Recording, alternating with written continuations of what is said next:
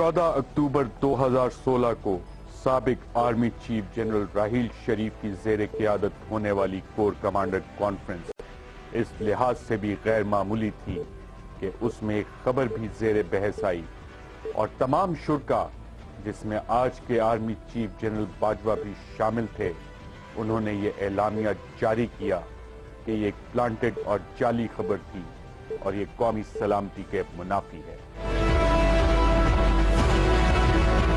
उसी रोज अफवाज पाकिस्तान ने यह बयान जारी किया कि एक झूठी और बेबुनियाद खबर जानबूझकर गढ़ी गई और लगवाई गई, जिससे कौमी सलामती पर कारी ज़रब लगाई गई।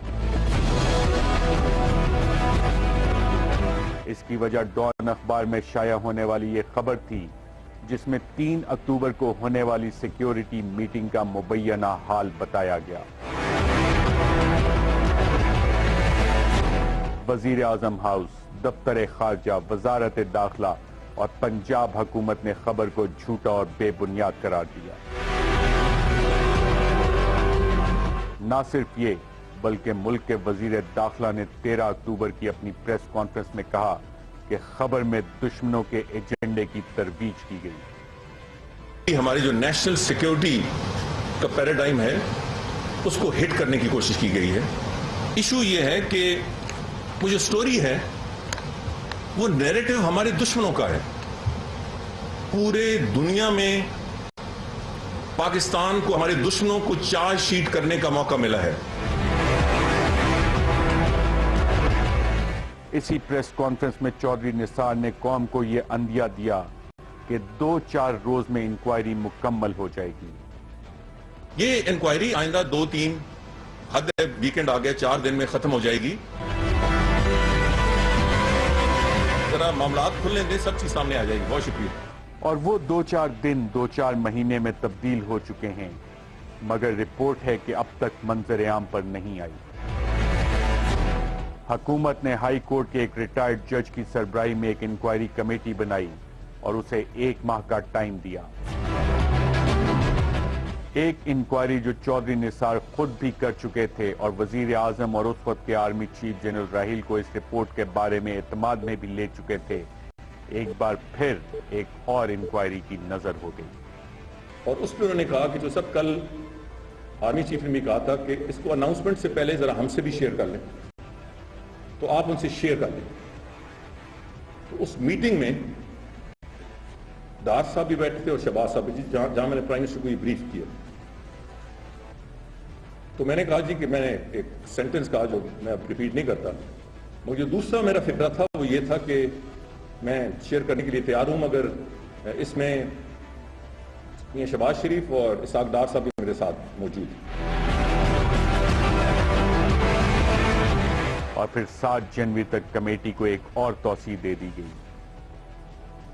चौधरी निसार का कहना था कि इंक्वायरी कमेटी की मियाद में तौसीह कमेटी की अपनी दरख्वास्त पर की गई। मैंने जब 1 महीने की एक्सटेंशन की पहले आई एक रेफरेंस, तो उस पर भी अपने तहफ़्फ़ुज़ात का इज़हार किया था और अब भी तहफ़्फ़ुज़ात का इज़हार किया है, मगर एक कमेटी की तरफ से अज खुद रिक्वेस्ट आए तो जाहिर है कि कुछ किया नहीं जा सकता।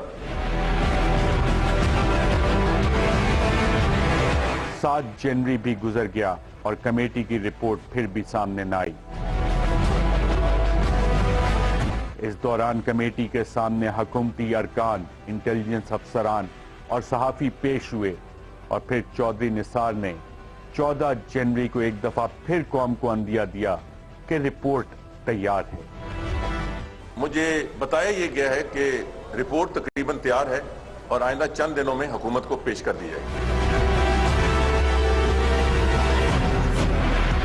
मगर वो चंद दिन भी गुजर गए और 30 जनवरी को फिर कहा कि रिपोर्ट आइंदा चंद रोज में हुकूमत को मिल जाएगी।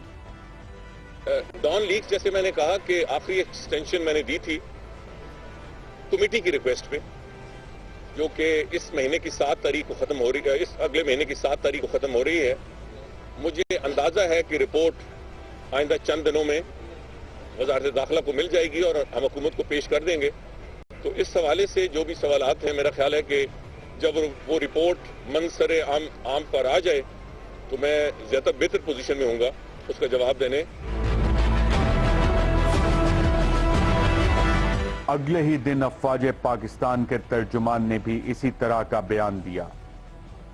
डॉन लीग का जो मसला है वो आप मीडिया को ये भी सब पता है कि वो उसके ऊपर इंक्वायरी हो रही है। उसकी इंक्वायरी का हम उम्मीद करते हैं कि आने वाले चंद दिनों में उसका जो रिजल्ट है वो हुकूमत पाकिस्तान जो है वो लेके आएगी, मीडिया के साथ शेयर भी होगा। और जब तक वो इंक्वायरी नहीं हो जाती उस पर फिर वही क्या सराइयों वाली बात है जो मैंने की है कि क्या सराइयाँ जितनी मर्जी कर लें, उसके ऊपर डिसीजन जैसे ही होगा हुकूमत जो है वो सबके साथ शेयर करेगी। जिस मामले को कौमी सलामती पर कारी ज़र्ब करार दिया गया, इसमें ताखीर की वजह समझ से बालातर है। एक इंतहाई हसास मामले पर अफवाज पाकिस्तान के अफसरान और जवानों ने भी आर्मी चीफ जनरल बाजवा से खारिया में सवालात किए।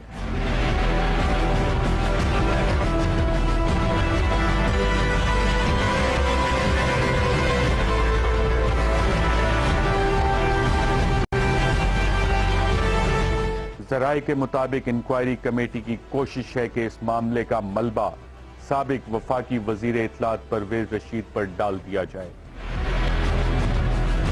वो परवेज रशीद जो कि 3 अक्टूबर को होने वाली मुलाकात में शरीक ही नहीं थे। परवेज रशीद साहब पर इल्जाम आयद करने की कोशिश है कि बतौर वजीर इत्तलात उनकी कोताही है कि उन्होंने खबर नहीं रिकवाई। एक ऐसी कोताही की सजा जो उनका काम ही नहीं था, क्योंकि वजीर इत्तलात को तो खुद फोन करके कहा गया था कि वो सहाफी से मिल लें।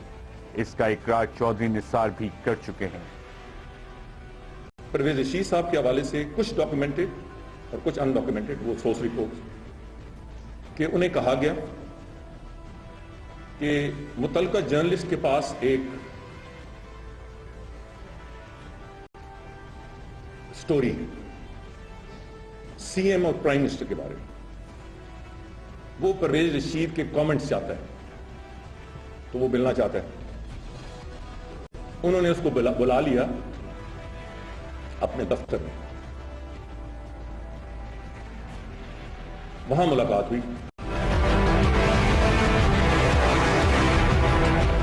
क्या कमेटी इस बात का तयन कर सकी कि नहीं कि एक सरकारी अफसर को किसने कहा कि वो परवेज रशीद को कॉल करें कि सहाफी से मिल लें?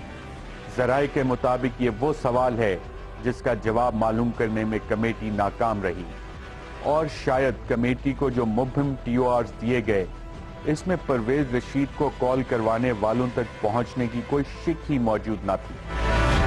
अफवाज पाकिस्तान के तर्जुमान की ये उम्मीद कि रिपोर्ट मंजर आम पर लाई जाएगी, अब तक उम्मीद का महज एक दावा है जो वक्त आने पर मजीद बड़े सवालात को जन्म दे सकता है। जी नहीं, एजाज अवान साहब, कमेटी क्या कोई भी इंटरेस्टेड नहीं है कि ये रिपोर्ट सामने है?